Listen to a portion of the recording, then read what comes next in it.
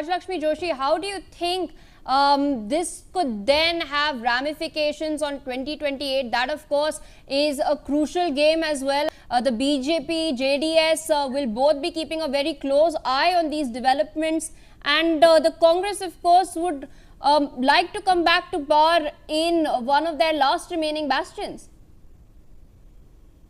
Yes, that's very interesting. And like I was talking about, this huge anti-incumbency, that is there for sure.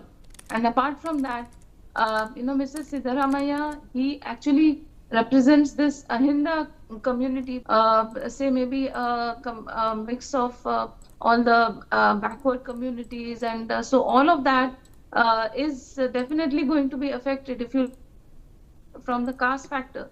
So all of that is also going to be there. So now, if Mr. Parmeshwaran takes over as the next chief minister, then maybe things may not be very different. But at the same time, Mr. D.K. Shivkumar will be upset.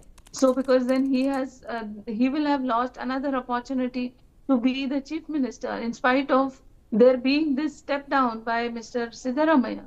So again, it will be a divided house. So there are a lot of aspirants for the post of the CM, as is there in all political parties. But then it is amusing how in the Congress this is extremely emphasized, and this is something that always keeps coming up. And here this time round, even though we are not speaking about it, even the Khadge family is extremely interested in this aspect, because there are huge aspirations for Mr. Priyank Khadge as well. So I'm sure that they will find way for him, at least as a deputy chief minister. So this is, the Congress here and in other states also, they get entangled in looking at the of all their leaders instead of looking at same maybe even the social equations that the BJP is able to manage in other states. So if you have seen how the BJP handles the social engineering in the way in which they look at the post of the chief minister or the deputy chief minister, they have it's not as if the people they choose are not competent enough, but then they have a problem of plenty. So they're able to choose and at the same time take care of all the social engineering, whereas that is not very easily possible with the Congress. So there it is more about personal aspirations.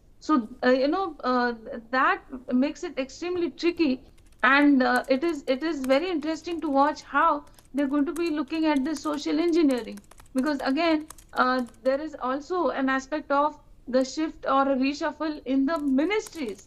So what I hear is that Mr. Rahul Gandhi has very specifically asked for all the ministries also to be reshuffled to bring in more of OBCs and people from SCs and STs, and also from the Muslims and also from the youth.